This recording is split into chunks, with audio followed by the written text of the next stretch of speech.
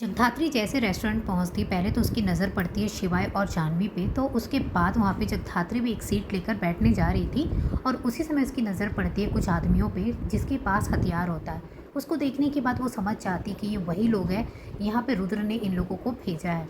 जगधात्री वहाँ पे जाती और एक सीट लेकर बैठ जाती, तभी उसे दिखाई देता है कि जाह्नवी और शिवाय दोनों बैठे हैं जहाँ जाह्नवी अपनी 4th एनिवर्सरी की बात कर रही होती है, जिसको सुनकर जगधात्री शॉक्ड हो जाती है और कहती है कि 4th एनिवर्सरी, ये क्या बोल रही है।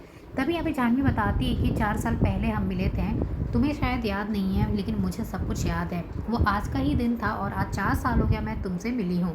और इस तरीके से वो अपना 4th एनिवर्सरी अकेले अकेले सेलिब्रेट कर रही होती है। फिर यहाँ पे देखेंगे कि वो शिवाई से कहती कि चलो ना, यहाँ पे बैठे बैठे बोर हो रहे हैं। इधर देखेंगे वो जो आदमी होते हैं उनको लगता है कि ये जगधात्री है, क्योंकि दोनों की साड़ी की कलर सेम होती है, तो उस पर वो गन तान कर रखा होता है। जगधात्री की नज़र पड़ जाती है और देखकर शॉक हो जाती है और सोचती है कि अगर ये रुद्र के आदमी है तो ये इन लोगों को क्यों मार रहा है, ये तो मुझे मारने के लिए भेजा होगा ना। फिर जगधात्री को अचानक से दिमाग में आता है कि मेरी साड़ी और जाह्नवी की साड़ी बिल्कुल सेम कलर की है। कहीं ऐसा तो नहीं है कि जाह्नवी मेरे ऐसी रेडी होकर आई है। तो यहाँ पे वो कंफ्यूज हो गया है कि मैं कौन हूँ और ये कौन है। शायद इसीलिए वो जाह्नवी के ऊपर टारगेट कर रहा है। ये सब देखने के बाद जगधात्री काफ़ी ज़्यादा परेशान हो जाती है, क्योंकि वो शिवाय और जाह्नवी दोनों को मारने की कोशिश कर रहा होता है। तभी अचानक से देखेंगे वहाँ पे कुछ लोग आ जाते हैं, जिससे उनका जो निशाना है वो ठीक से नहीं बन पाता है। और उसके बाद जाह्नवी यहाँ पे शिवाई से कहती, क्या यहाँ पे बैठे हैं शिवाई, चलो उठो ना, कितना अच्छा माहौल है यहाँ पे और आज हमारी 4th एनिवर्सरी भी है ना, तो ना थोड़ा डांस वगैरह करते हैं। और यहाँ पे भी वो म्यूज़िक चलाने के लिए कहती है और दोनों यहाँ पे डांस करने लगते हैं। शिवाई को डांस करने का बिल्कुल मन नहीं होता है, लेकिन जाह्नवी यहाँ पे ज़बरदस्ती डांस करने लगती है।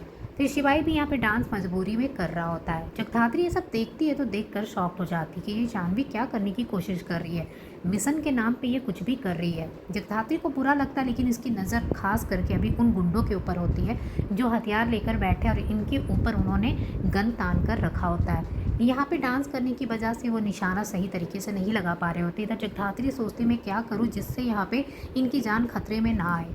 तभी जगधात्री यहाँ पे कुछ करेगी और यहाँ पे जाह्नवी की जान भी बचाती हुई दिखाई देगी।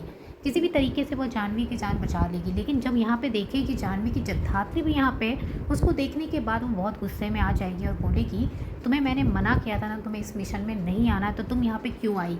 फिर वो बताती है सब कुछ वो क्यों आई है। तो ये सुनने के बाद वो और गुस्सा होने लगती है और कहती है, मैंने तुम्हें कहा था कि ये वाला मिशन हम कल करेंगे, तो तुम्हें आज आने की क्या ज़रूरत थी।